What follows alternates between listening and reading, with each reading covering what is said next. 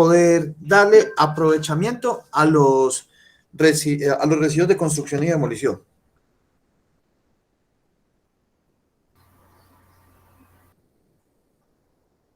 Pues en general que todo es una sinergia entre el gestor de los residuos de construcción y demolición y también desde la parte de legislación con los centros de tratamiento y aprovechamiento para dar como un correcto proceso de disposición. Bueno, eh, la parte importante del caso es qué clases de aprovechamiento se le pueden dar a ellos. Profe, pues ahí en el video decían que se podían aprovechar para hacer pinturas, para hacer triturados, para meterles de construcción. Profe, ahí también complemento con Pablo desde la parte de reconversión y busqué un ejemplo, pues ya no lo tengo acá, lo estaba buscando otra vez, pero leí en su momento un ejemplo sobre la reconversión para volver a hacer ladrillos. Ese es uno, sí. Ese es uno que se tiene para poderlo tener. Para poderlo tener, que sería pues una forma de poderlo trabajar, que sería hecho, de forma tal de que todos estos concretos, ¿cierto? Todos estos concretos que salen, entonces se puedan entonces inmediatamente poderlos volver a aprovechar de esa forma. ¿Listo? Poderlos volver a aprovechar de esa forma para poderlos volver a reutilizar en lo que anteriormente se estaban utilizando. Entonces puede ser la reutilización de la reutilización de la reutilización de la reutilización. Eso quiere decir que un producto puede estar, se puede realizar varias veces con, pues un edificio se puede construir varias veces de la misma forma, con los mismos materiales. Hay un caso entonces, que tiene que ver con la parte de aguas, pero para que lo tengamos en cuenta para esta parte de residuos, en la parte de aguas se dice que, por ejemplo, que una persona de Londres se baña 7 veces con la misma gota de agua. ¿Qué quiere decir eso? De que no es que abra la ducha y abra el balde y con el agua que cayó en el balde se vuelve a bañar 7 veces. No, lo que sucede es que hay una recirculación del agua, el agua residual se trata, apenas pasa un sistema por una planta de tratamiento de aguas residuales, luego pasa a una planta de potabilización y vuelve y se reintegra al sistema. O sea que es un círculo que se va a tener ahí durante todo el tiempo. Mientras que, y lo mismo sería lo que nos sucedería acá. Lo que tenemos entonces es de que se están recirculando constantemente los productos y sobre todo los productos de construcción y demolición que son recursos naturales, que vienen de recursos naturales no renovables y que nosotros hacemos sino desaprovecharlos y desaprovecharlos. Bueno, en cuanto a la resolución 0472, ¿qué vieron ahí de raro? O pues si quieren hablar algo más de aprovechamiento, tal vez.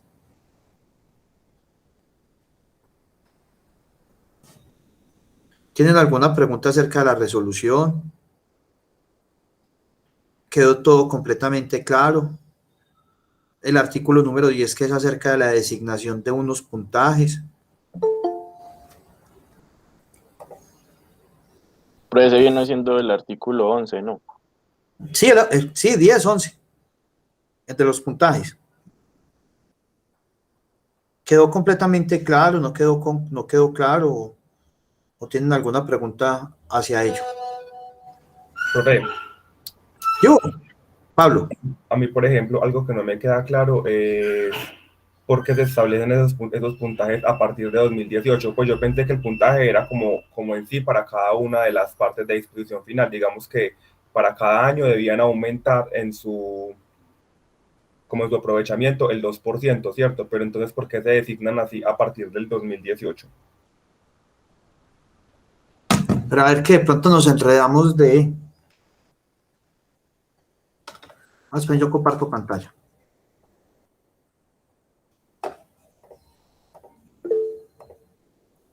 De pronto nos enredamos de artículo.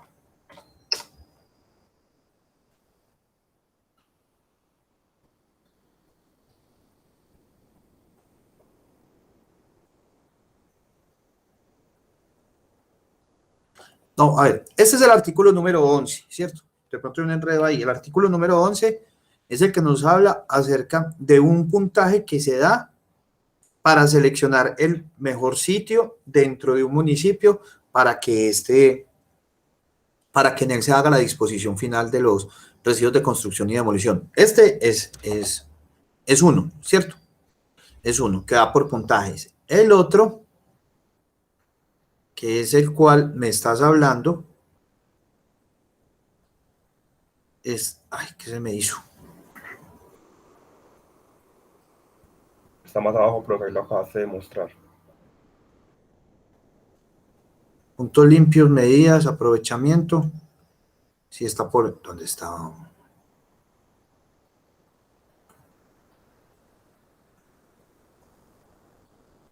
Bueno, programa de manejo, se me perdió.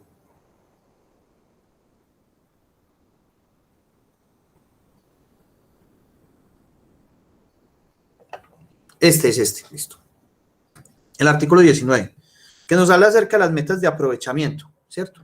Entonces, según las metas de aprovechamiento nos dice, los grandes generadores deberán utilizar residuos de construcción y demolición aprovechables en un porcentaje no inferior al 2% en peso del total de los materiales usados en la obra, conforme a lo dispuesto en la siguiente tabla.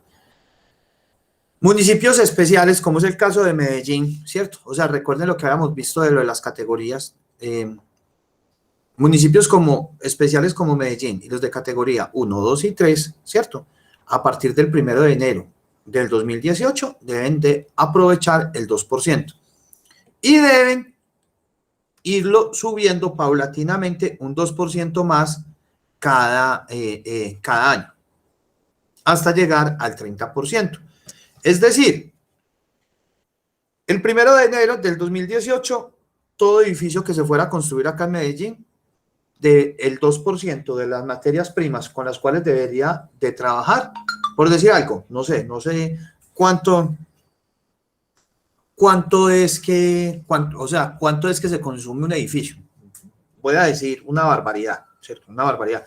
Digamos que necesita 100 toneladas de materias primas para poderlo construir. Como les digo, estoy diciendo una barbaridad, no sé.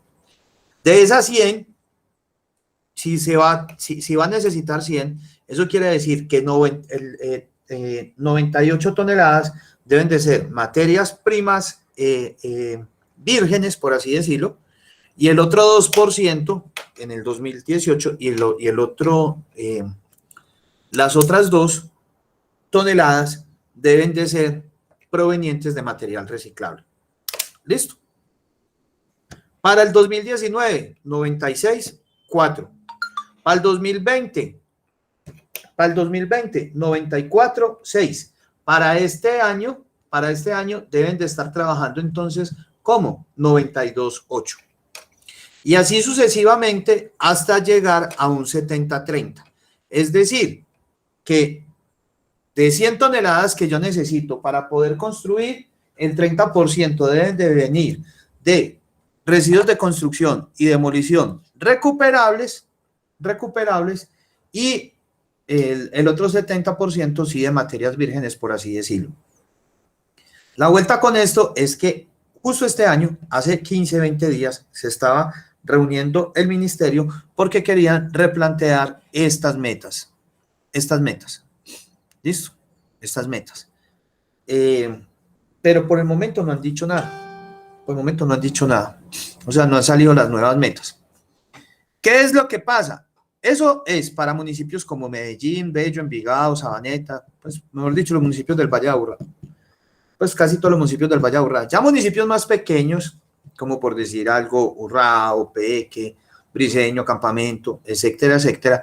Para ellos, que son categoría 4, 5 y 6, esto todavía no ha empezado a aplicar, porque empieza a aplicar a partir del 2023. ¿Listo? Entonces, esas serían las metas que se tendrían dentro de cada uno de ellos. ¿Listo? Para que lo tengan muy, pero muy en cuenta.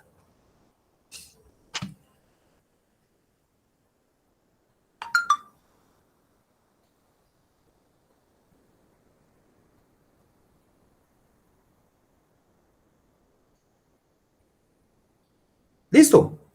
¿Quedó claro? Sí, profe. Profe, una preguntita pues adicional. Entonces, digamos que la categoría 1 y 2 y 3, por ejemplo, ¿a qué municipios se referían o a qué se refieren? ¿A qué municipios se refieren? A ver, es que las categorías de los municipios son 6. Son 6 categorías más unas categorías especiales.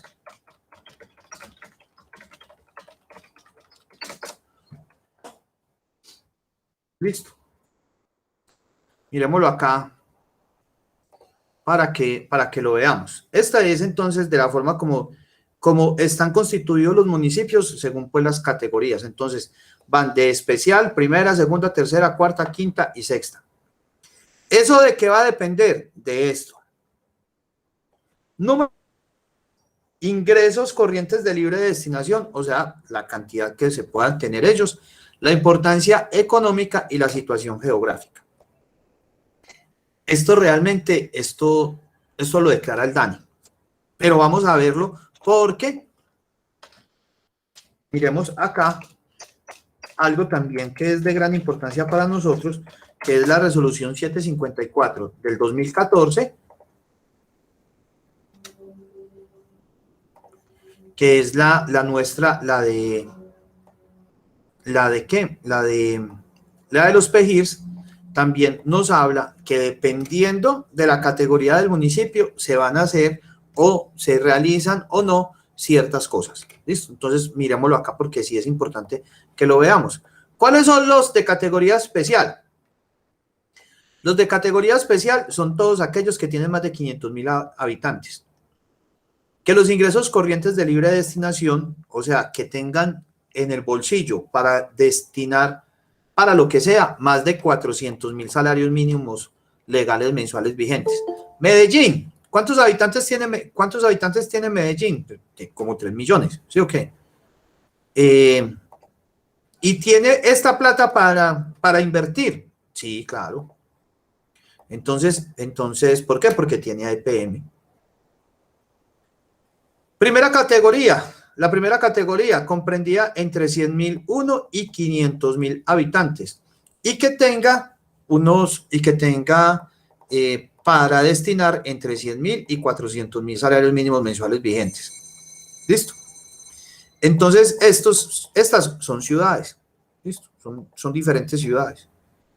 Ya en el segundo grupo, municipios intermedios. Municipios intermedios son los que están. Entonces, por ejemplo, para el caso de Envigado, ¿cierto? Envigado estaría, ¿qué? Envigado estaría en primera categoría. Entonces, estaría dentro de ¿qué? Dentro de los grandes municipios. Pensaría yo que estaría Envigado.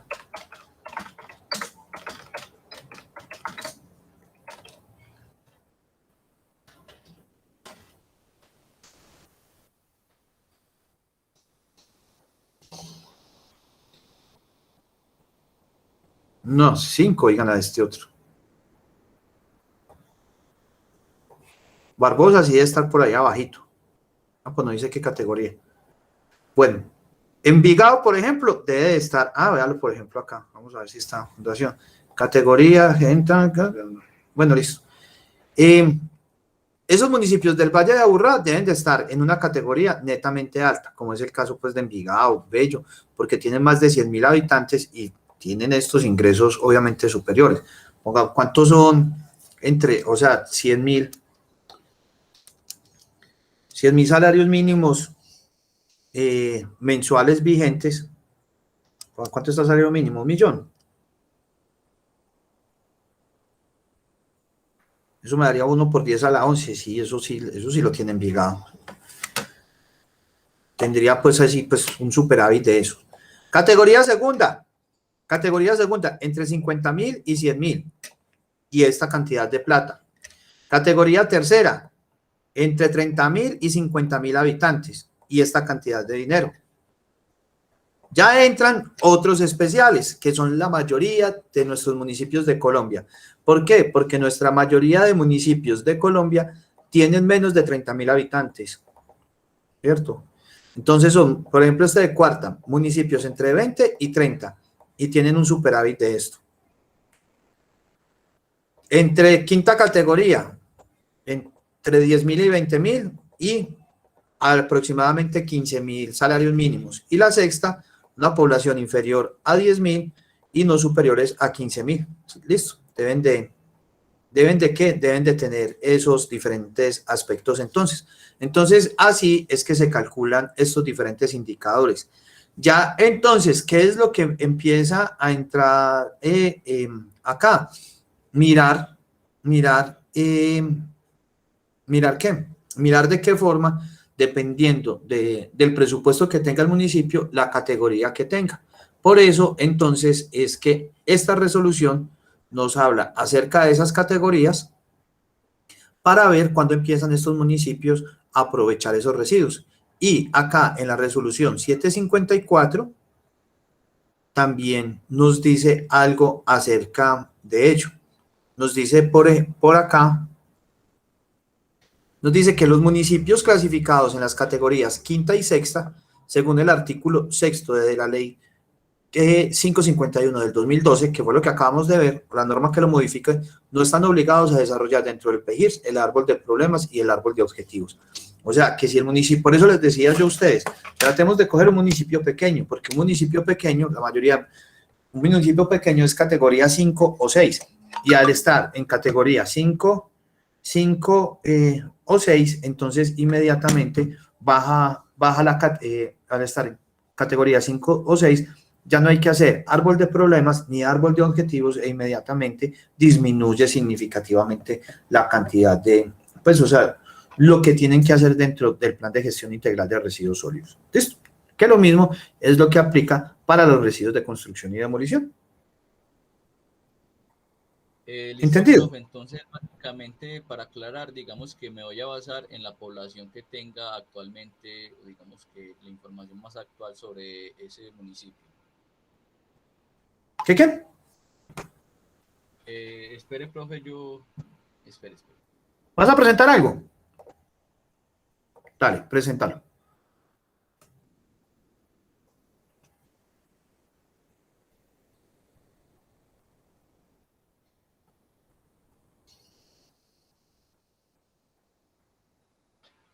No, profe, no iba a proyectar, era como que aclarando mi duda, que como para, digamos que decir que mi municipio, el que elegí para hacer este trabajo que vamos a hacer. ¿Y cuál es tu municipio? San Vicente de Ferrer. Ah, sí, por ejemplo, ese es un municipio de categoría 5 o 6. Ah, listo, profe. Yo me iba a basar en la Es un población y muchas gracias por aclararme la duda. Sí, es según eso, pues sí me entiendes. Entonces, por eso de una te da. San Vicente de Ferrer de una te da. Porque eso es un municipio categoría 5 o 6, de una. Porque como te digo, o sea, tienen que cumplir las dos, si no cumple las dos, entonces ya empieza el daño a mirar, bueno, entonces ¿para dónde lo tiro? ¿Para las 5 o para las 6? Porque es que el poder adquisitivo sí es altamente grande. Entonces eso sí es de gran importancia. Es de gran importancia eso. Por ejemplo, aquí hay corregimientos que tienen, por ejemplo, nosotros tenemos el corregimiento con mayor población de Colombia, que es San Cristóbal. O sea, la población de San Cristóbal es más grande que muchísimos municipios de...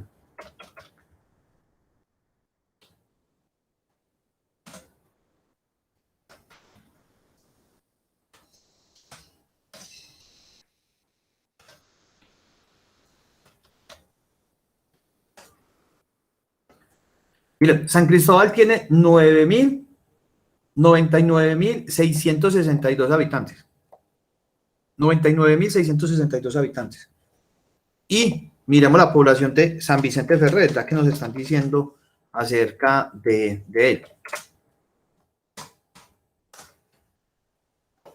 San Vicente Ferrer, la población de San Vicente Ferrer es de 18.051 habitantes, o sea que, pues yéndole bien, estaría en 5. ¿Listo?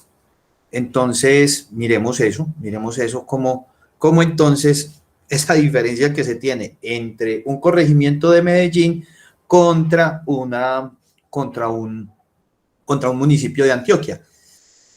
San Vicente podría ser otro municipio, sí, claro, pero ahí es donde se tiene que entrar a hacer un balance. ¿Qué sería mejor para mí? ¿Ser un municipio o ser un corregimiento, ser un municipio del Valle de Aburrá o ser un corregimiento de Medellín? La respuesta, estoy compartiendo. No estoy compartiendo. No, qué pena que no estaba compartiendo. Sí, no, estaba mostrando, miren, San Vicente Ferrer, 18.051. San Cristóbal, 99.602 habitantes. Entonces la pregunta es, o sea, es una pregunta sencilla, ¿qué es mejor? ¿Cierto? Y se las voy a poner así de sencilla, ¿sí o qué? Vivir con los papás y fuera de eso, vivir con un papá rico en la misma casa o vivir separado del papá rico, pero yo pobre. Esa es una muy buena pregunta que nos podemos hacer, ¿cierto? Porque realmente, ¿cuánto sería la inversión que le entraría a San Cristóbal? ¿San Cristóbal qué tiene? San Cristóbal no tiene industria, San Cristóbal pues es un sitio residencial donde vive del campo, ¿cierto? Pero tiene un papá rico que se llama Medellín y entonces Medellín es el que lo lleva. Si se separa, entonces ahí entrarían a entrar varias cosas ahí que empezaría uno a decir, pues, ¿cuál es la viabilidad de que San Cristóbal se independice? Pues por así decirlo, pues, o sea, eso suena muy charro, la independización de San Cristóbal, pero miren que sí tiene mayor número de habitantes que muchos de los municipios de Colombia y de hasta municipios del mismo Valle de Aburrá.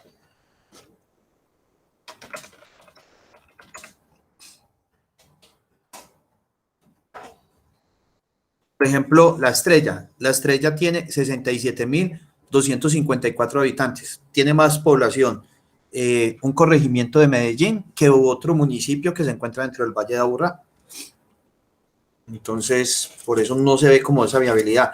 Y es algo, o sea, lo que les digo es por algo, porque por ejemplo, me acuerdo una vez que, o sea, el municipio de La Estrella, en una reunión hace como 5 o 6 años, qué sé yo, con Secretaría de Medio Ambiente de Medellín, no, de Secretaría, pues con la Subsecretaría de Educación Ambiental del área metropolitana, y mostraban cómo eran los presupuestos ambientales, de inversión ambiental que tenía un municipio con respecto a La Estrella, pues con un municipio como La Estrella con respecto al resto, pues al de Medellín, y era una cosa, pues, mínima.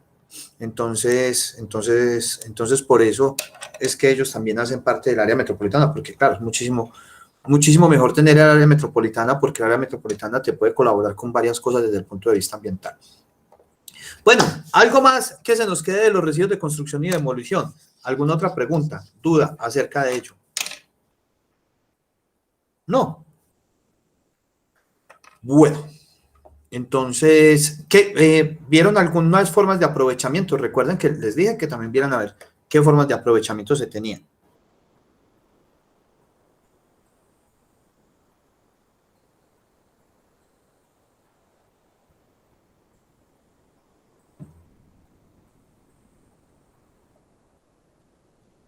No.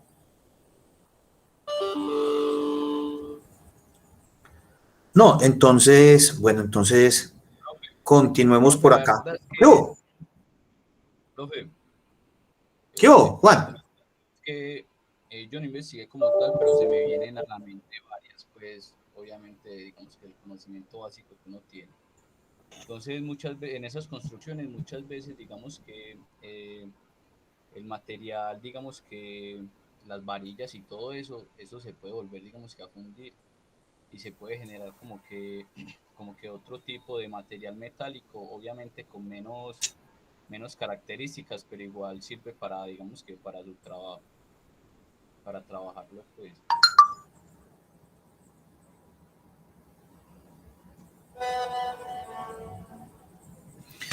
Pues bueno, hay que, a ver, lo que estás diciendo de la calidad es que si es en base en metales, por eso los metales son como tan perseguidos por las personas que trabajan el reciclaje, en primer lugar, y también por los habitantes de calle.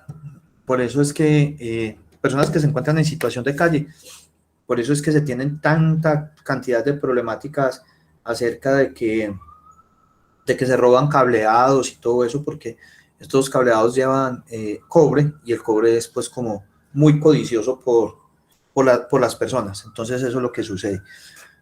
Pero este casi no pierde sus propiedades. Entonces, de todas las clases, miren que aquí tenemos, cuando ustedes leyeron acá, las clases de residuos de construcción y demolición, ¿cierto? Entonces, se tienen todos estos. ¿Cuáles? Tienen unos susceptibles de aprovechamiento y unos no susceptibles de aprovechamiento, dependiendo cada uno de los casos que se tengan dentro de cada uno de ellos. ¿Listo? Entonces, se tienen productos de excavación y sobrantes, entonces, dependiendo de cada uno de ellos, se pueden hacer diferentes aprovechamientos. Y miren que de todo esto, solamente encontramos 3 que no son aprovechados. ¿Cuáles? Todos los que sean peligrosos. Los que por su estado ya estén quebrados, un vidrio quebrado o algo así. Y los que tengan características de peligrosidad, estos se regirán bajo la normatividad especial establecida para su gestión, que es ¿qué? El decreto 4741 del 2005, del cual ya les voy a hablar. Entonces, lo que nos falta es motivación y no tanto investigación, porque es que las investigaciones ya están realizadas en los otros países. Lo que más nos falta es poder, en cuanto a eso, ¿listo? Para poderlo tener. Bueno.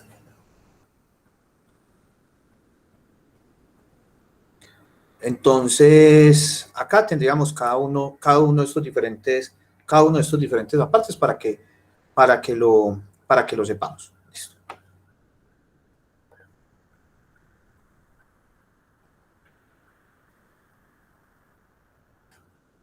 Bueno, si no hay más preguntas, entonces continuaré por acá.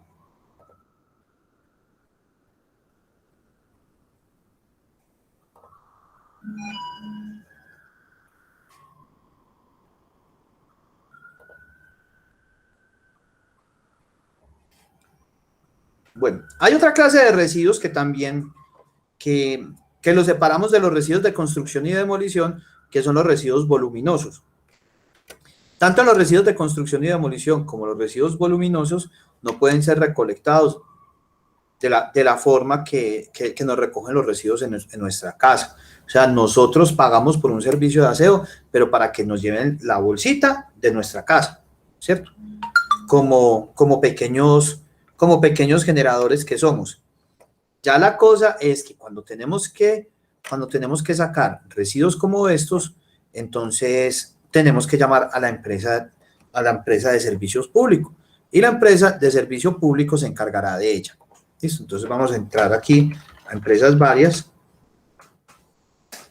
de Medellín, y en esta parte de empresas varias de Medellín, miremos acá la parte de servicios.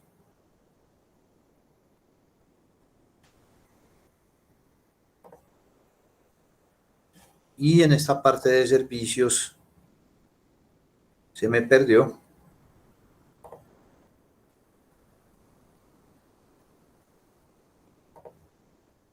Esperen a ver qué. Ven un minutico, por favor, que se me perdió esto acá. Trámites y servicios. Vamos a ver si por acá. Entonces Entonces miren que aquí tenemos gestión de residuos especiales, ¿cierto? Entonces, en la gestión de residuos especiales, miren los que tenemos: colchones, inmuebles, residuos de evento, aceites usados de cocina, de construcción y demolición, maderas, etcétera. Vámonos para muebles y enseres. Entonces acá ya tengo que describir qué es lo que, pues me describen qué es lo que hacen. Transporte y disposición final de colchones usados, muebles y enseres. ¿Por dónde tengo que llamar? ¿Cuáles son los documentos que debo de agregar? ¿Cierto? La cuenta de servicios, las observaciones y el formato. ¿Listo? Aquí el formato pues no aplica. Pero entonces eso quiere decir que para yo poder gestionar, para poder de que me recojan un colchón, un mueble y un enser, yo primero tengo que llamar allá. Lo mismo pasaría con ¿qué? Con los residuos de construcción y demolición. Con los residuos de construcción y demolición, lo mismo. Yo tengo que llamar a la empresa de servicios públicos, y la empresa de servicios públicos domiciliarios, pues la empresa encargada de la recolección es la que me va a recoger los residuos y posteriormente se los lleva hacia el sitio de disposición. Entonces no es de que yo vaya sacando mi bolsa de escombros así como así, no, o sea, eso tiene un procedimiento debido para cada uno de estos diferentes apartes. Entonces lo mismo sucede pues con estos voluminosos, que esos voluminosos pues los vemos por ahí tirados por toda la ciudad, porque en todos lados vemos colchones, vemos pues, y los van dejando ahí. ¿Por qué? Pues algunos dicen que por el desconocimiento y otros porque no quieren pagar más, porque como es un servicio especial hay que pagar más. Y no hay nada más encartador para una empresa de servicio público que recoger un colchón.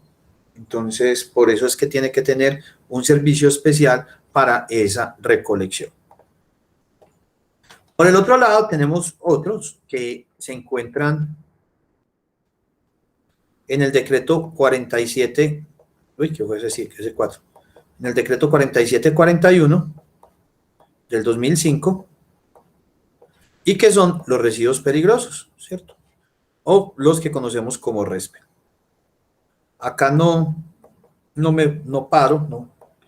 Simplemente los nombro para que los tengamos en cuenta y podamos empezar a hablar acerca de ellos. Pues y los tengamos en cuenta cuando los encontremos dentro de nuestra vivienda. ¿Cuáles son los residuos peligrosos? Son aquellos residuos o desechos que por sus características corrosivas, reactivas, explosivas, tóxicas, inflamables, de riesgo biológico, ecotóxicas o radioactivas, aquí es donde viene la clave, pueden causar ¿qué? Daño a la salud humana y al ambiente. ¿Listo? Pues realmente todos los residuos mal manipulados pueden generar problemas a la salud humana y al ambiente. Pero pues estos son como más específicos hacia eso. También que se considera residuo peligroso, residuo de desecho peligroso, los envases, empaques y embalajes que hayan estado en contacto con ellos. O sea, un agroquímico, se consume el agroquímico, pero el tarro en el cual venía el agroquímico se convierte en un residuo peligroso. Que es que, por ejemplo, los que utilizan pipeta de gas. Vamos a hacer esa pregunta. Voy a hacer esa pregunta. Para que miremos algo acá. ¿Listo? A ver, ¿quién?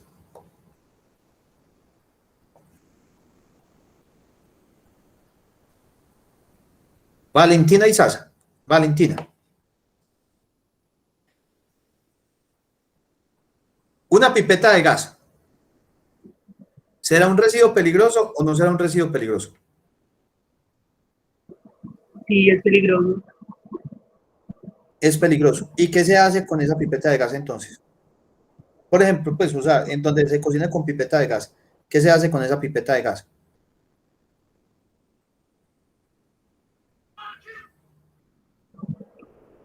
¿Cómo así, profe?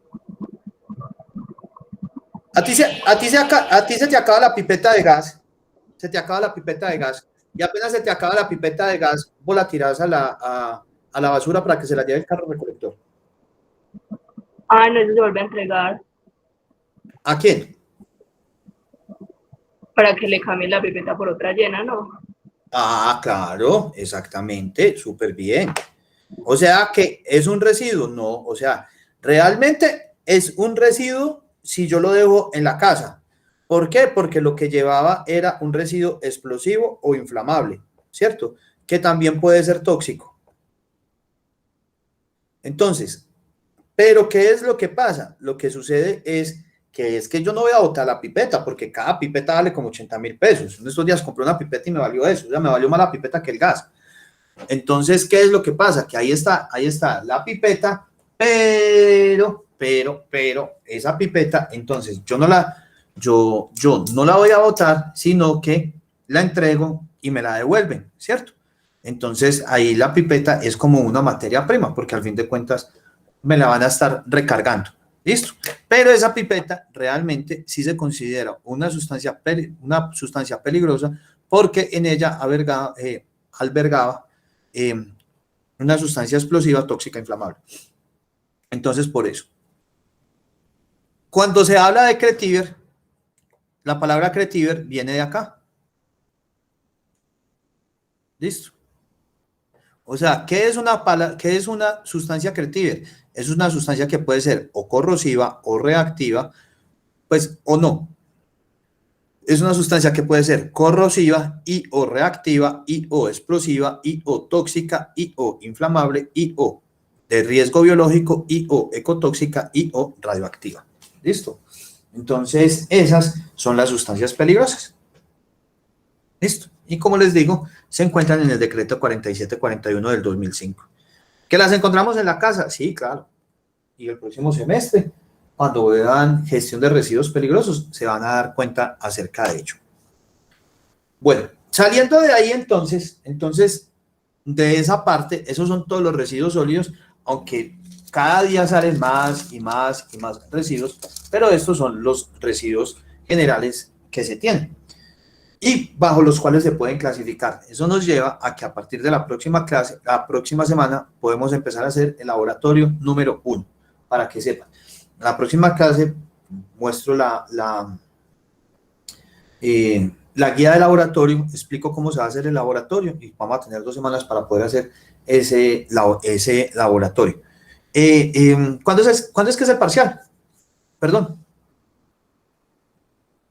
Si lo tienen por ahí, o venga, yo lo busco por acá. El 3 de septiembre. El 3 de septiembre. Listo, perfecto. Ah, la próxima semana. Sí. Sí, Listo. profe. Bueno, entonces tenemos que, por ejemplo, tenemos algo que ya habíamos visto, que es el peso específico, ¿cierto?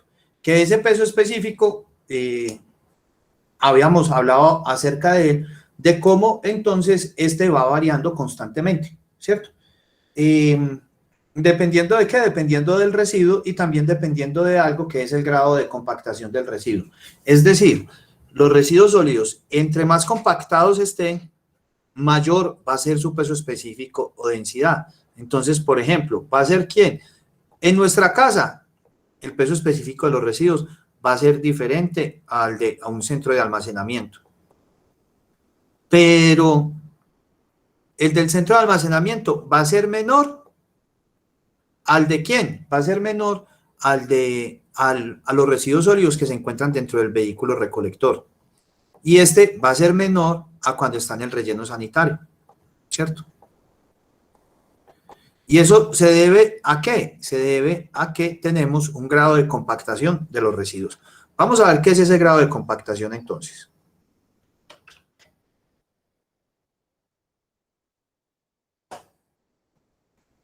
Yo voy a tener entonces acá un residuo, ¿cierto? Un residuo. Este residuo va a tener un volumen determinado, ¿cierto? Que va a tener un volumen. ¿Qué voy a hacer yo? Yo lo que voy a hacer es, voy a generar una fuerza sobre este residuo, ¿cierto? Cuando yo genero fuerza sobre algo, pues va a haber un desplazamiento. Y ese desplazamiento, entonces, ¿en qué se va a convertir? De que como yo estoy pisando esto, ¿cierto? Le estoy generando una fuerza, esa fuerza lo que va a generar es de que ese residuo disminuya ¿en qué? Disminuya el volumen. Pero ¿qué va a pasar con el peso del residuo? El peso del residuo va a ser el mismo. Y al ser el peso del residuo el mismo, pero el volumen disminuye, entonces inmediatamente la densidad también va a disminuir. ¿Listo? ¿Entendido eso o no? Miremoslo por acá. Ah, no, aquí no lo tengo. Yo pensé que lo tenía acá. Listo. Pero aquí ya sí sé qué. Listo. Entonces, eso es lo que va a suceder. Entonces, ¿qué es lo que hace un vehículo recolector? Un vehículo recolector lo que hace es compactar los diferentes residuos. Entonces, se van compactando los residuos sólidos y a medida que se van compactando los residuos sólidos, a ese carro le va a entrar más. Es como, por ejemplo, una maleta. Una maleta tiene un volumen determinado, ¿cierto? O sea, que le cabe cierto volumen. Pues nosotros empezamos a pisar la maleta y a pisarla de forma tal de que poderle meter más cosas. Cuando uno va de paseo, o sea, uno se va de paseo y así no compre nada. Cuando uno se va a devolver ya no le caben las cosas en la maleta. Entonces, ¿qué es? Son 3 personas agarrando una maleta, el uno sentado encima de la maleta y los otros tratando de darle con el cierre para poderla cerrar del todo. Eso es lo mismo que sucede acá. Nosotros, ¿qué es lo que estamos haciendo en un relleno sanitario? En un relleno sanitario lo que tratamos de hacer es compactar los residuos sólidos que entran dentro del relleno sanitario con el fin de que en ese espacio que tengo, en ese volumen que tengo para depositar residuos sólidos, me entre un mayor peso de residuos. ¿Listo? Pero el volumen va a ser el mismo, porque es como un vaso con agua, ¿cierto? Un vaso con agua. Un vaso va a tener solamente un volumen determinado. ¿Qué es lo que pasa? Lo que pasa es que dependiendo del fluido que yo agregue, porque todos los fluidos van a tener un peso diferente, entonces va a ser diferente el peso que va a tener dentro de ese volumen. Lo mismo sucede acá, porque para eso nosotros sabemos que esto es igual a ¿qué? Que esto es igual a peso sobre volumen. ¿Listo? A masa sobre volumen. Entonces, esa masa va a seguir siendo, en este caso,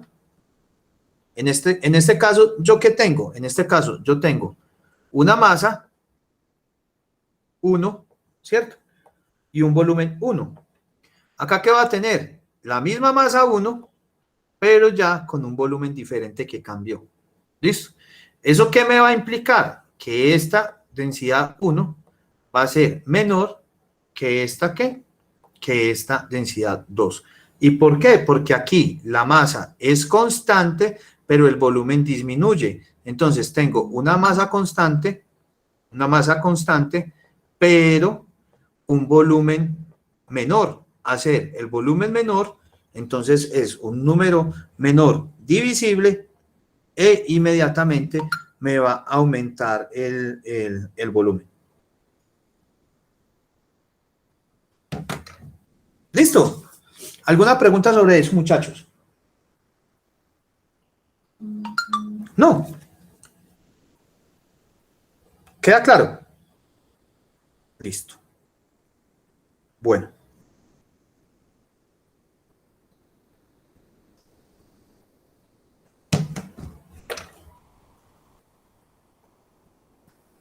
El otro es la humedad, que también ya habíamos hablado allá en la parte del RAS. Y lo que pasa con la humedad la densidad es de gran importancia porque con esa yo puedo saber qué volumen o qué capacidad puedo tener para poder albergar cierta cantidad de residuos sólidos. Y acá también sucede lo mismo con la humedad. La humedad es de gran importancia porque es que dependiendo de esa humedad, sé cuánto es la cantidad de residuos sólidos el tratamiento que le puedo dar. Porque hay tratamientos que necesitan gran humedad, pero otros tratamientos que necesitan muy poca humedad. ¿Cómo se determina la humedad? Eso ya lo han visto ustedes en química, en física. Lo único que hacemos es pesamos una muestra húmeda, secamos la muestra, pesamos la muestra seca y la diferencia me va a dar esa parte. También tenemos que conocer el peso del recipiente, ¿cierto? Entonces, el peso, miren que aquí está muy claro, el peso X es el peso de la muestra dentro de un recipiente, en este caso un crisol. ¿Listo?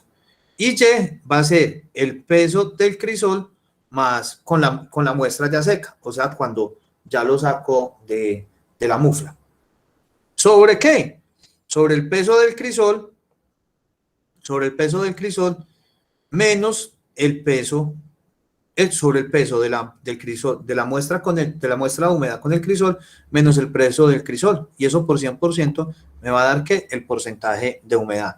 En algunas ocasiones lo vamos a encontrar como porcentaje H, a veces también porcentaje W. Este W es más que todo pues por wet, que significa pues húmedo. Lo vamos a encontrar así de varias formas. A veces no lo pongo H, sino que inmediatamente pongo porcentaje de humedad, ¿cierto? De humedad, porque a veces se nos puede enredar más adelante cuando vemos, cuando se esté trabajando con hidrógeno, que entonces dice uno, pero es el porcentaje de hidrógeno, el porcentaje de humedad. Y si pone uno porcentaje W, entonces dice, pero es el porcentaje en peso, ¿o qué es? Entonces, por eso. Entonces, yo de todas maneras les estoy contando acerca de cada uno de ellos. Recuerden que en las tablas F1.3, F1.4, F1.5 y F1.6 del RAS título F están ¿qué se debe caracterizar? Y fuera de eso, ¿cuáles son los porcentajes las densidades o pesos específicos y los porcentajes de humedad de algunas sustancias? Para que lo recuerden y lo tengan ahí dentro de su bibliografía para lo que tiene que ver con el parcial. Bueno. Como habíamos dicho por allá en la definición de PEMIRS y todo eso, habíamos dicho que los residuos sólidos tenían un origen. Vamos a leer este autor, pues que como les dije al principio del semestre, este señor es uno de los más tesos en cuanto a lo que tiene que ver con gestión de residuos sólidos. Este señor nos dice que el conocimiento de los orígenes y los tipos de residuos sólidos, así como los datos sobre la composición y las tasas de producción, es básico para el diseño y la operación de los elementos funcionales asociados con la gestión de residuos sólidos. ¿Qué quiere decir eso? Que yo tengo que saber cuánto se está produciendo por día. Y de eso que se está produciendo por día, ¿cuál es su composición? Listo. Para yo poder tomar decisiones sobre cómo debo de gestionar. O sea, yo no puedo mandar un carro a la loca a un barrio, porque yo tengo que saber primero qué es lo que hay en ese barrio, porque o si no, si yo no sé cuánto lo que está generando ese barrio, no sé cuántos vehículos puedo mandar.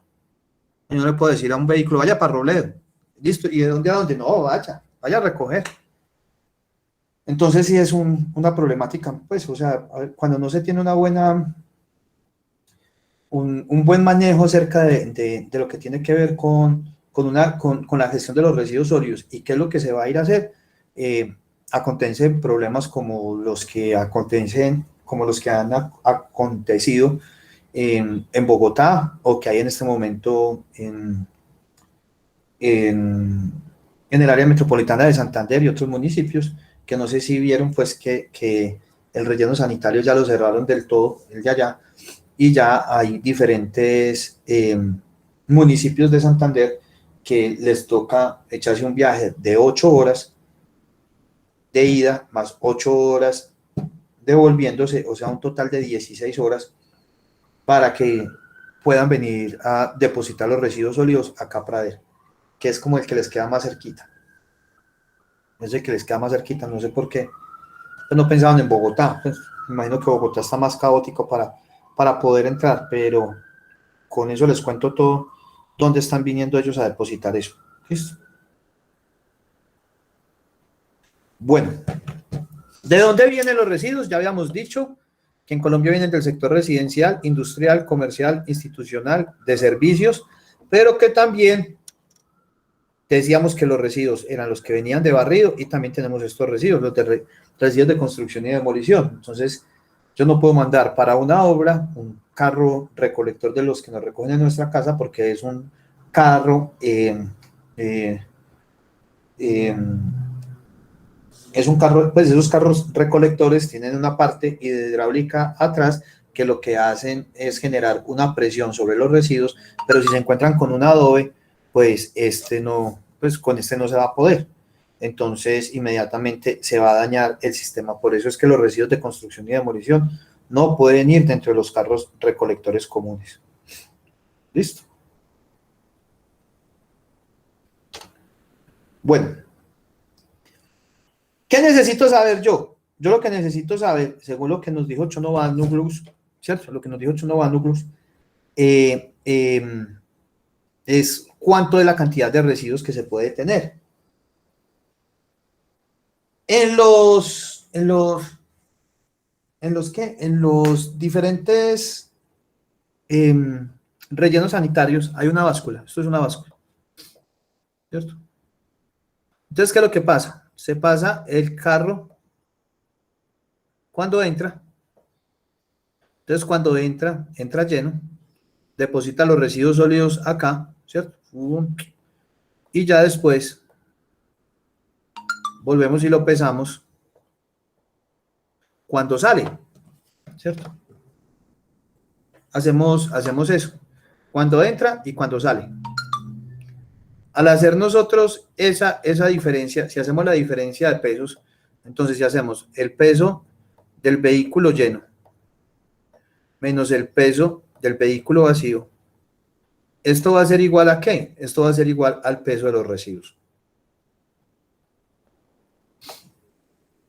¿Listo? Y si entran 50 vehículos, la sumatoria del peso de todos los vehículos, o sea, la sumatoria de toda esta diferencia, ¿cierto? O sea, si yo tengo la sumatoria de los vehículos llenos y menos el peso de los vehículos vacíos y, ¿cierto? Desde I igual a 1 hasta la N, esto me va a dar ¿qué? Esto va a ser igual al peso total de residuos, ¿cierto? ¿Pero de qué residuos? De los residuos sólidos que están ¿en dónde? Que están en el relleno sanitario.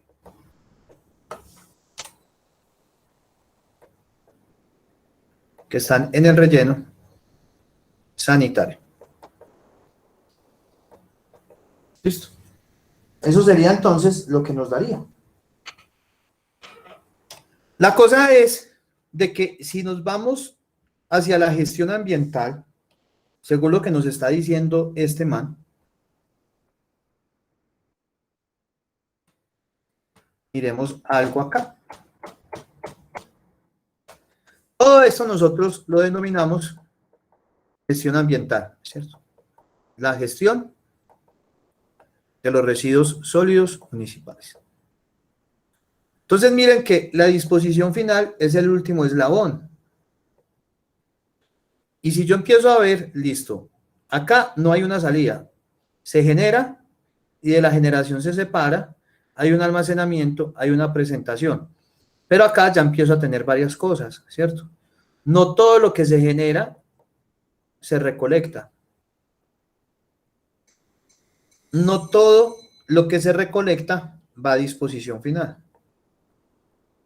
O sea que este sistema que acabamos de ver, ¿cierto?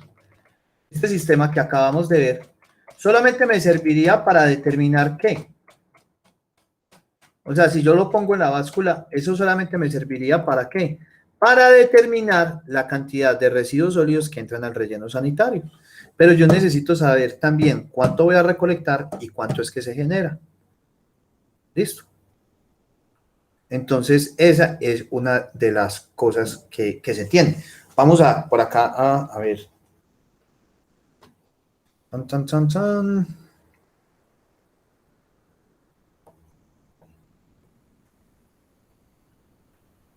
Vamos a ver. Esteban Rivera. Esteban. Profe, buenos días. Buenos días, ¿qué más, mijo? Mira, Bien, cuando yo profe, ¿usted dije, qué? bien, bien, cuando yo dije que la cantidad de residuos sólidos que entran al relleno sanitario es diferente a los residuos que se generan, ¿vos estás de acuerdo o en desacuerdo? ¿Y por Profe, qué? quizás en desacuerdo, ¿Por porque qué? algunos de reciclar, entonces no llegarían allá directamente, ¿ok? Exacta, entonces sí estás de acuerdo. Sí, O sea, señor. exactamente, sí, hay unos que se van para el reciclaje. ¿Y por qué decimos que todo lo que se genera tampoco difiere de lo que se recoge? Todo lo que se genera difiere de lo que se recoge. Ajá. O sea, no todo lo que se genera se recoge.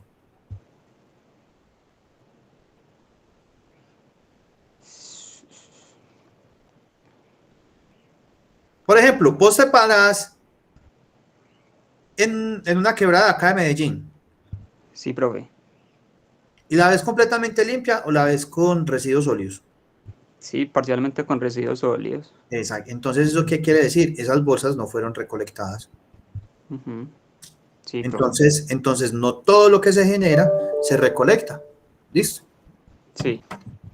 ¿Listo? Exactamente. Entonces, eso es lo que se tiene. Entonces, vamos a ver acá esa partecita y vamos a ver de qué es lo que estamos hablando. Entonces, como les decía, pero lo que entra al relleno sanitario, más no lo que se genera, con eso que acabamos de ver. Y además, estamos con eso que estamos haciendo, solamente tenemos una determinación cuantitativa y no cualitativa. Es decir, no estamos diciendo, o sea, estamos pesando el carro recolector, pero no estamos diciendo qué es lo que hay ahí adentro. Y según lo que nos dice este señor, yo debo de saber cuál es la composición y las tasas de producción. O sea que lo que yo acabé de hacer acá, lo que acabé de hacer es que es un aforo. ¿Por qué un aforo? Porque determiné cuánto fue la cantidad de residuos sólidos, más no hice una caracterización. ¿Y por qué no hice una caracterización? Porque no supe cuánto era la cantidad de cada residuo sólido que estaba entrando al relleno sanitario. Así como en esta tablita.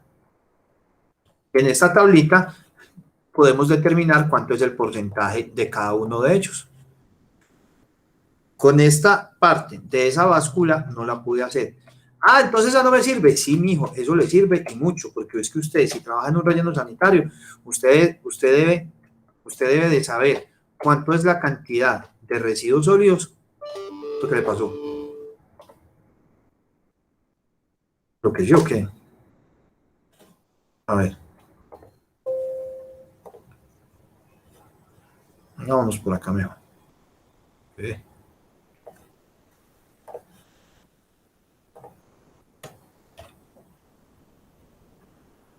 Ah, listo. Porque vos acá determinás cuánto es la parte cuantitativa, más no la parte cualitativa.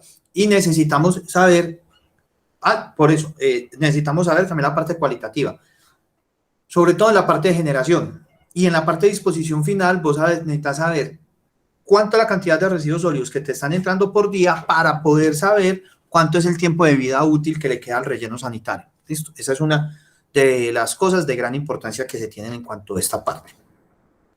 Entonces, lo que estábamos hablando ahorita, ¿por qué lo que se genera no es igual a lo que se recoge? Ah, porque vea, porque es que hay una indisciplina ciudadana. ¿Sí? ¿Cómo así? Ah, sí, usted para en el río Medellín y usted lo que va a ver es bolsas de residuos por ahí. Entonces, por eso. ¿Y por qué es indisciplina ciudadana? Ah, es que me dio pereza sacarla, entonces tirémosla a la quebrada. O puede suceder de que al 100% de los habitantes de un municipio no le van a recoger. ¿Y por qué no le van a recoger? Porque la persona que vive en la última esquina de una vereda por allá arriba no tiene vías de acceso. Entonces, al no tener vías de acceso, esa persona tiene que buscar otra forma de poder disponer sus residuos sólidos, ¿cierto? Los entierra, los quema, que es algo muy, algo que se tiene dentro, más que, pues dentro de varias veredas. Y lo otro es el aprovechamiento in situ. O sea, yo estoy generando algo, pero ese algo yo no lo estoy botando. ¿Y por qué no lo estoy botando? Porque es que, así como vimos en la clase pasada, que hay composteras que se pueden hacer dentro de las urbanizaciones o que se pueden hacer dentro de las casas. Entonces, esas composteras, ¿qué es lo que van a hacer? No voy a dejar de que se me lleven esos residuos orgánicos fermentables, sino que yo los voy a tratar dentro de mi casa. Entonces, por eso, eso que yo estoy generando no entraría ahí. Y eso va bajando la tasa de generación. Y realmente ya dejarían de ser un residuo sólido y simplemente ya sería una materia prima. ¿Una materia prima para qué? Para abonar las matas de mi casa. Va ese entonces. ¿Listo? Entonces se tiene eso. Se tiene la generación. Luego entonces a mí me recogen los residuos sólidos, ¿cierto? Los recogen. Pero ¿quién los recoge? No los recoge solamente, o sea, por ejemplo, si estoy en municipios como La Ceja, como El Carmen, como Guatapé, que hay una separación en la fuente y una recolección selectiva. La recolección selectiva es aquella donde yo un día recojo un residuo y al otro día recojo otro residuo, ¿cierto? Entonces, dependiendo de eso, veo para dónde se va el residuo. Entonces, hay unos residuos que se van a ir ¿para dónde? Que se van a ir para las secas, ¿cierto? Que como habían leído ustedes en el decreto 2981, las secas son las estaciones de clasificación y aprovechamiento de residuos sólidos. O si es el día de recolección de materia orgánica, como vimos en el municipio de Urrao en el video, entonces se van ¿para dónde? Para la compostera. O para las diferentes zonas de tratamiento que se tengan dentro de este. ¿Listo? O sea que todo lo que se recoge, fuera de eso, si estamos acá en la ciudad de Medellín, yo saco mi bolsita, pero antes de que pase el carro recolector, ¿quién pasa? Pasan los recuperadores. O los recuperadores que ya conocen, que yo separo en la casa, me tocan la puerta y yo le entrego la bolsa con los materiales completamente separados, ¿cierto? Entonces ahí ya tenemos esa otra parte, que es esa parte de recolección. Y por último, entonces, esa parte que yo generé, ¿cierto? Que yo generé y que se la entregué al carro recolector y que se la entregué al sistema de recolección y que el sistema de recolección nos llevó hacia el sistema de aprovechamiento, entonces entraría ¿a dónde? Hacia el sistema de disposición final. Entonces, por eso no podemos decir que lo que se genera es igual a lo que se recolecta y es igual a la parte de disposición final. Eso prácticamente no se aplica, según esto que tenemos acá. Eso quiere decir que la generación es diferente a lo recolectado y es a lo que entra a disposición final. ¿Listo? ¿Entendido, muchachos? ¿Dudas, preguntas hasta ahí? No. Entonces, yo necesito, en primer lugar, saber cuánto es lo que se genera. ¿Cuánto sería la cantidad que se genera? Entonces, para yo poder determinar la cantidad de residuos sólidos que se generan, debo de hacer una caracterización en la zona de generación, ¿cierto? Para poder llegar allá, entonces, pues, lo primero que tengo que hacer es tomar una muestra, ¿cierto? Es tomar una muestra. ¿Por qué tomar una muestra? Porque yo no puedo tomar todos los residuos sólidos de un municipio, porque el municipio es muy grande. Entonces, yo simple y llanamente lo que hago es tomar una muestra. ¿Quién me va a decir cuánto va a ser la muestra? La muestra me la va a decir el mismo municipio. ¿Por qué? Porque yo voy a tener una N. ¿Qué es N? Es el número de usuarios o viviendas que se tienen. ¿Qué es un usuario? Un usuario es una casa, un usuario es una industria, un usuario es un colegio. Entonces, lo voy haciendo por sector. ¿Cuántos usuarios hay en el sector domiciliario? ¿Cuántos en el sector comercial? ¿Cuántos en el sector industrial? Etcétera, etcétera. Y entonces, hago la muestra a realizar por cada uno de los sectores. ¿Listo? Por cada uno de los sectores. Entonces, cojo este N, que sería la muestra, ¿cierto? Este N, que sería la muestra. ¿Multiplicado por qué? multiplicado por un Z, que ese Z es 1.96. ¿De dónde viene Z? Viene de un nivel de confianza. ¿Cuánto debe ser el nivel de confianza? El nivel de confianza no puede ser inferior al 95%. Al no ser inferior al 95%, entonces se nos da inmediatamente este valor. ¿Ese valor de dónde lo sacamos? Lo sacamos de tablas. La desviación estándar. La desviación estándar es entonces el número de la producción per cápita, o sea, la cantidad de residuos sólidos que genera una persona por día en el municipio. Entonces, por ejemplo, voy a hacer la caracterización del municipio de Caldas. Me voy para el PEGIRS anterior y reviso en cuánto estaba. Y según eso, tomo esa desviación estándar. Y el error permisible es el máximo error que se puede tener, ¿cierto? ¿Cuánto podría ser el máximo error? Un máximo error tendría que ser de más o menos el 5%. Entonces, por eso lo tratamos con el 0.05%. Y eso simplemente lo reemplazamos acá en la ecuación. Al reemplazarlo en la ecuación, me da la cantidad de habitantes, la cantidad de usuarios a los cuales les debo de hacer la caracterización. ¿Listo? Esto es de estadística. Esto ya lo vieron ustedes en estadística.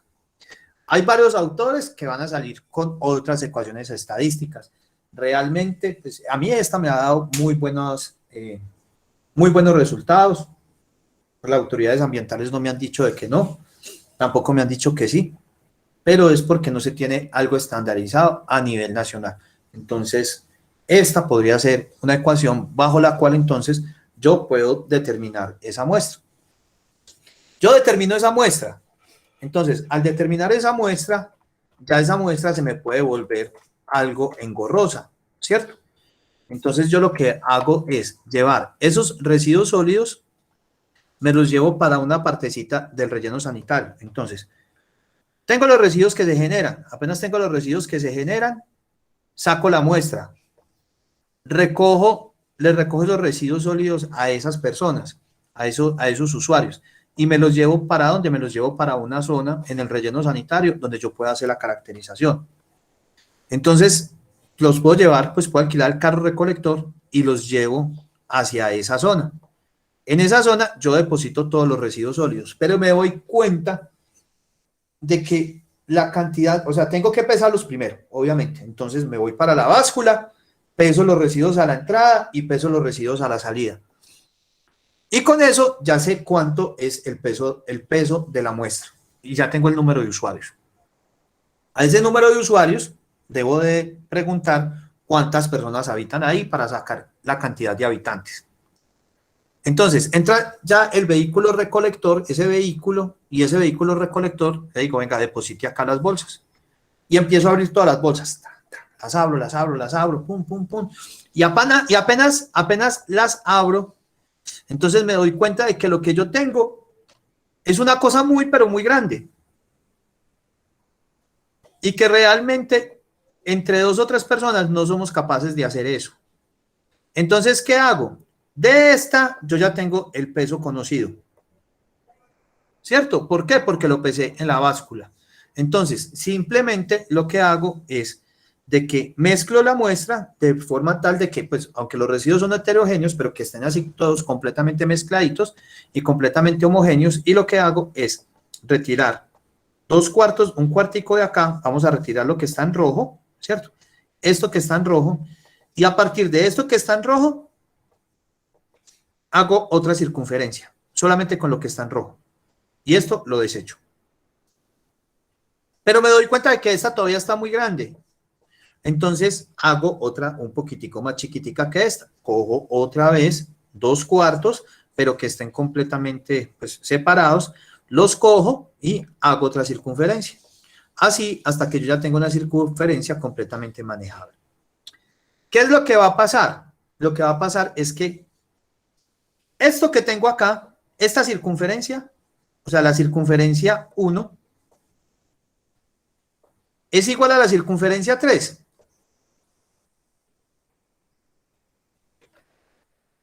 ¿Qué me dice? A ver, Camila Profe, Molina. que, ¿Qué hubo? Decime, sí, Santiago. ¿Quién me está hablando? profe, que quizás no son iguales, pero son equivalentes. Exactamente, son diferentes, pero uno sí es equivalente, ¿cierto? Equivalente o semejante a 3.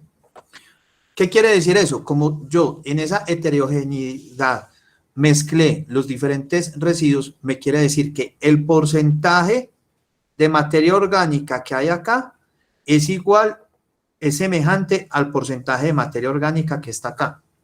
¿Listo? Recuerden algo. Dos triángulos rectángulos son semejantes, ¿cierto? No son iguales, son semejantes. Entonces, esa semejanza de la geometría la vamos a meter acá. Entonces, esto que tenemos acá es lo que se conoce como el método del cuarteo. ¿Listo? Es el método del cuarteo, donde nosotros de una muestra grande vamos a tomar una más pequeña, pero el porcentaje es similar. ¿Listo? Va a pasar lo mismo que nos pasa en una fuente hídrica. En una fuente hídrica, cuando yo la llevo al laboratorio, ¿me llevo el río para el laboratorio? No, yo no me llevo el río. Yo tomo una muestra que yo pueda manejar, que pueda cargar en mi morral y la llevo al laboratorio. Y el porcentaje de DBO que me dio dentro de la muestra que yo llevé, ¿cierto? Que yo llevé, va a ser igual a ¿qué? Al porcentaje de DBO que va a haber en el río. ¿Sí o no? O cuando, por ejemplo, uno le sacan sangre, uno le mandan un examen de sangre, ¿le sacan toda la sangre? No, no le sacan toda la sangre, le sacan una muestra y con ese porcentaje ya ven, o con esa pequeña muestra ya saben cuánto es el porcentaje de leucocitos, de colesterol bueno, del colesterol malo, etcétera, etcétera, que vos tenés en la sangre. Pero ¿cuál es toda la sangre tuya? Toda esta. ¿Y qué fue lo que te tomaron? Esto. Listo, sino que a veces, por la parte de residuos, entonces ya lo vemos de una forma diferente. Acá, ¿qué es lo que hago? Empiezo a separar. ¿Lo empiezo a separar en qué? En las diferentes clases de residuos sólidos que vimos hasta la clase de hoy. Entonces, en un lado pongo el orgánico, ¿cierto? En un lado pongo el orgánico, en otro lado pongo el plástico, y así con cada una de ellas.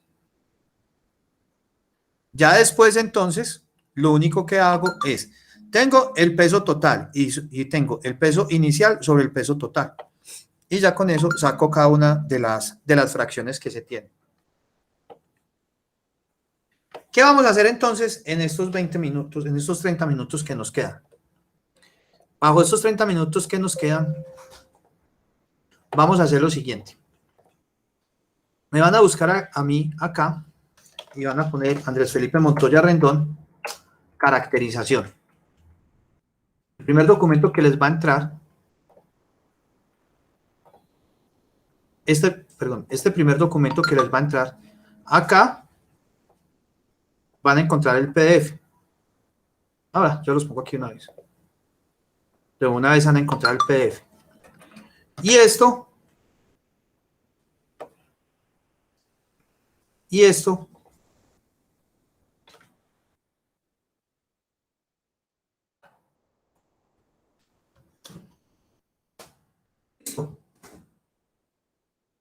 entonces, acá van a encontrar acerca de caracterización de residuos sólidos. ¿Listo? Es un documento acerca de la caracterización de residuos sólidos. Acá describo esto mismo que les acabé de decir. Y lo más importante es que vamos a hablar de cómo se hace el cálculo del porcentaje y cómo se determina la producción per cápita. Estos son solamente 6 hojitas. Entonces, se lo leen en estos 30 minutos que quedan de clase. La próxima clase resuelvo dudas acerca de esto e inmediatamente empezamos a ¿qué? Empezamos a hacer ejercicios acerca de cálculo de PPC. ¿Listo? Empezamos a hacer ejercicios de cálculo de PPC y en la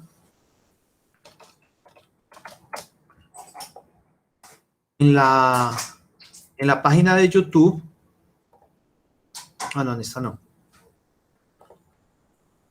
En la página de YouTube, en las listas, en las listas, hay ejercicios sobre caracterización de residuos sólidos. ¿Listo? Y también está la explicación del cuarteo, ¿cierto? Hola. La explicación del cuarteo de forma, o sea, lo que les acabé de explicar, pero acá pues en un tablerito, ¿listo? Acá en un tablerito para que ustedes lo puedan tener. Entonces, ahí también está. Pues lo que les acabé de explicar, pero si lo quieren ver en forma de tablero. Y aquí ya un ejercicio práctico sobre el método del cuarteo. O sea, ya ejercicio como tal. Para que lo vean entonces también aquí en tablero. ¿Listo? Entonces ahí les quedan esas cositas. No sé si tienen alguna duda o pregunta.